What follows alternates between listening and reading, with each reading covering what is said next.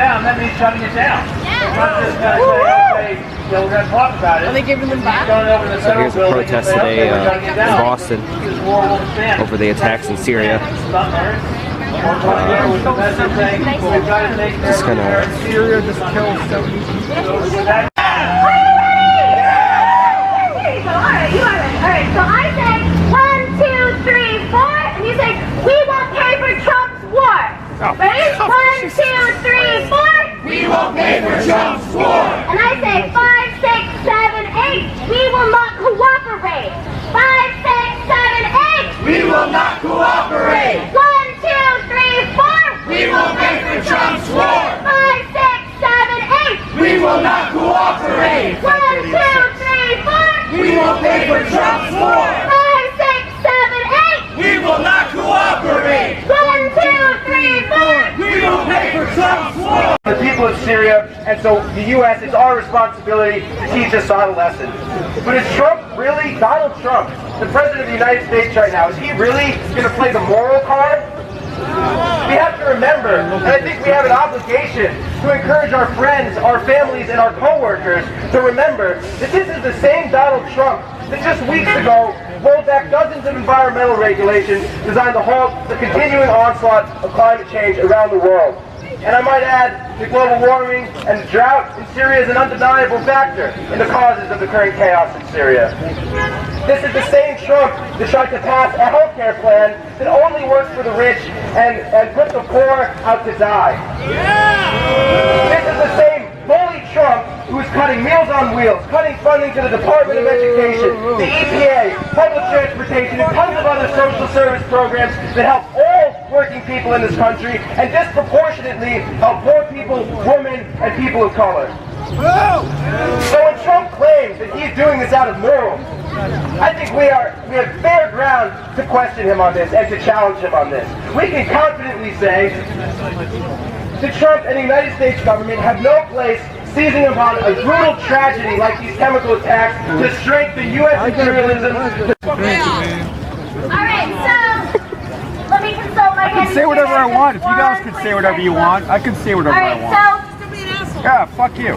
This one is, we will not be silenced in the face of U.S. violence. Cooperate. 1, 2, 3, 4. We will pay for Trump's war. 5, 6, 7, 8. We will not cooperate. So that's enough of that liberal bullshit for today. Moving on to the next agenda, I will be going to visit the Freedom Trail here in Boston. So the first stop on the Freedom Trail here, so we're at the Massachusetts State House. Very nice. Look at the squirrel. Hello, little guy. So this is the next stop on the Freedom Trail. It's the Park Street Church. Let's read about it. So the English architect Peter Banner designed Park Street Church. It was built in 1809 on the site of the old granary for which the adjoining burying ground, much older than the church, was named. On July 4th, 1829, William Lloyd Garrison delivered his first anti-slavery speech here and so launched his emancipation campaign with the words, "Since the cause of emancipation must progress heavily and must meet with much unhallowed opposition, why delay the work?" Stop number 2 for me on the Freedom Trail. So this might be a little creepy to some. As you see, there's a graveyard, and Mr. Paul Revere was buried in this ground. There's a little next part. This is Benjamin Franklin, born in Boston, 17th of January, 1706, died in Philadelphia, 17th of April, 1790. It's pretty cool. Benny was a good man. That he was. And this is Old City Hall. You are right here.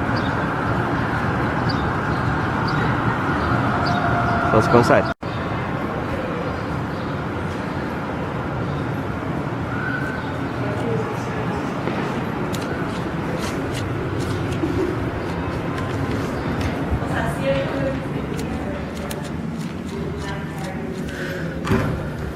Oh, shit. Well, I guess it's just a restaurant.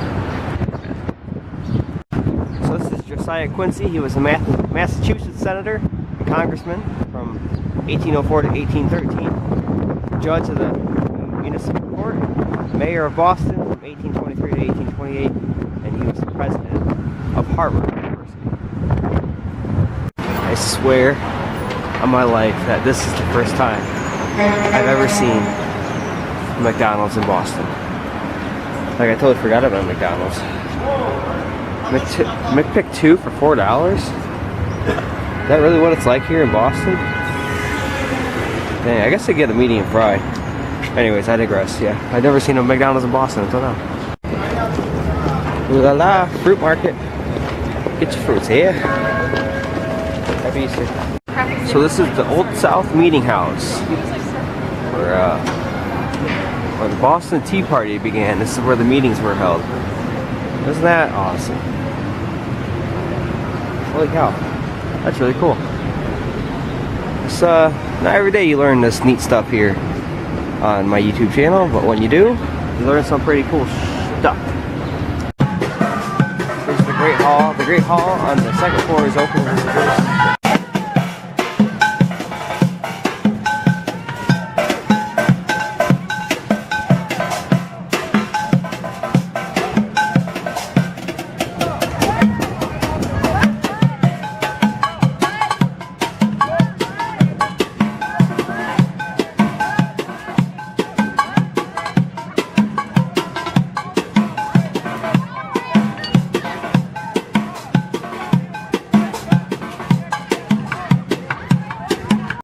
So I stopped at Mike's Pastries, and I'm gonna have to call it good for today because I'm running late for a meeting with my group that I came here to Boston with. So I gotta take a subway down to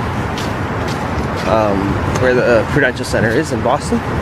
So thanks everybody for watching my mini tour of the Freedom Trail. Sorry I didn't get to finish it, but it is what it is. There's a lot to do here in Boston.